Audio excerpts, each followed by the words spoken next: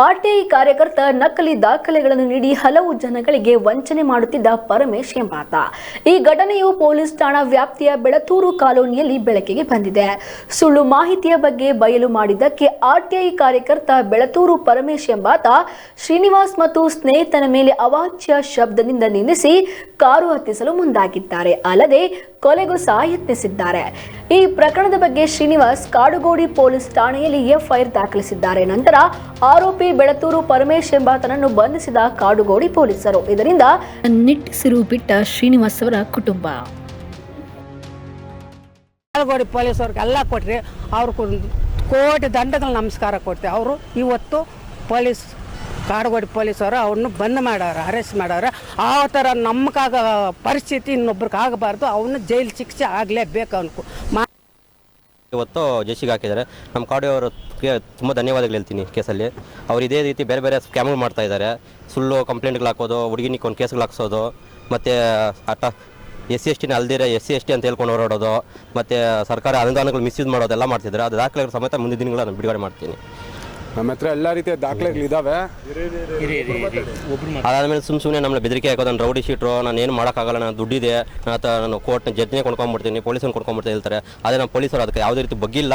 ಅವ್ರು ಇಮಿಡಿಯೇಟ್ ತಗೊಂಬಂದು ಅರೆಸ್ಟ್ ಮಾಡಿದ್ದಾರೆ. ನಾನು ಅದರಿಂದ ನಮ್ಮ ಕಾಡುಗೋಡಿ ಪೊಲೀಸ್ ಅಧಿಕಾರಿಗಳಿಗೆ ನಾನು ಧನ್ಯವಾದ ತಿಳಿಸ್ತೀನಿ. ಕಾನೂನು ಎಲ್ಲರಿಗೂ ಒಂದೇ ಅನ್ನೋದನ್ನು ಈ ಮುಖಾಂತರ ಕಾಡುಗೋಡಿ ಠಾಣೆಯ ಪೊಲೀಸವರು ತಿಳಿಸ್ಕೊಟ್ಟಿದ್ದಾರೆ. ಅದು ನಂಗೆ ತುಂಬ ಸಂತೋಷ ಆಗಿದೆ. ಅವನು ಈ ರೀತಿ ಇದೇ ಥರ ನ್ಯಾಯ ಎಲ್ಲರಿಗೂ ಸಿಗಬೇಕಂತ ಕೇಳ್ಕೊತೀನಿ. ಸರ್, ಇದು ಗಲಾಟೆ ನಮಗೆ ಒಂದು 6 ತಿಂಗಳೇ ನಡೀತಾ ಇದೆ ಸರ್. ನಾನು ಯಾವುದೋ ಒಬ್ಬರ ಮೇಲೆ ಚೆಕ್ ಬೌನ್ಸ್ ಹಾಕಿದ್ರೆ ಅದರಿಂದ ಅವ್ರಿಗೆ ಸಪೋರ್ಟ್ ಮಾಡಿಕೊಂಡು ನನ್ನ ಮೇಲೆ ಅಲ್ಲಿ ಚೆಕ್ ಬೌನ್ಸ್ ವಾಪಸ್ ಇಸ್ಕೊಳಕ್ಕೋಸ್ಕರ ಈ ಥರ ಹಲ್ಲೆಗಳು ಮಾಡ್ತಿದ್ದಾರೆ. ಅವ್ರಿಗೂ ನಮ್ಗೆ ಯಾವ ರೀತಿ ಸಂಬಂಧ ಇಲ್ಲ, ಅವ್ರಿಗೂ ನಮ್ಗೆ ಪರಿಚಯ ಏನೂ ಇಲ್ಲ.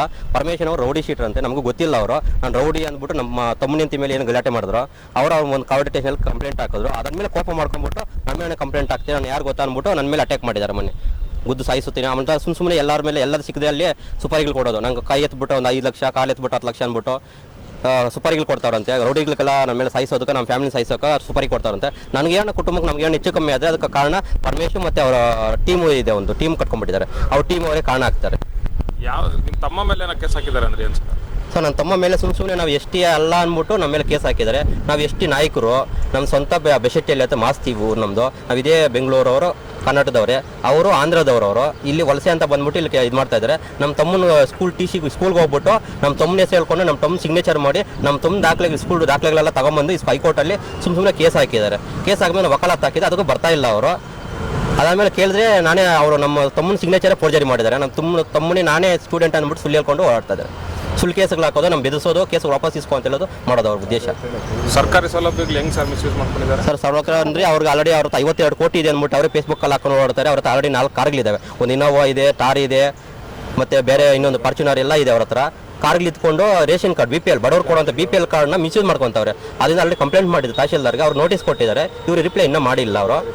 ಮತ್ತು ಅದಾದಮೇಲೆ SC/ST ಅನುದಾನ ಅಂತ ಕೊಡ್ತಾರೆ BBMPಯಿಂದ ಕೊಡೋದಲ್ಲಿ ಅದರಲ್ಲಿ 2 ತಗೊಂಡಿದ್ದಾರೆ ಅವರು, ಟಾಟಾ ACಗಳು ಹಣದಲ್ಲಿ. SC/ST ಅಂದರೆ ಅನುದಾನ ತಗೊಂಡು ಅದನ್ನು ಹೆಚ್ಚಿನ ಬೆಲೆಗೆ ಮಾರ್ಕೊಂಡಿದ್ದಾರೆ ಅವರು.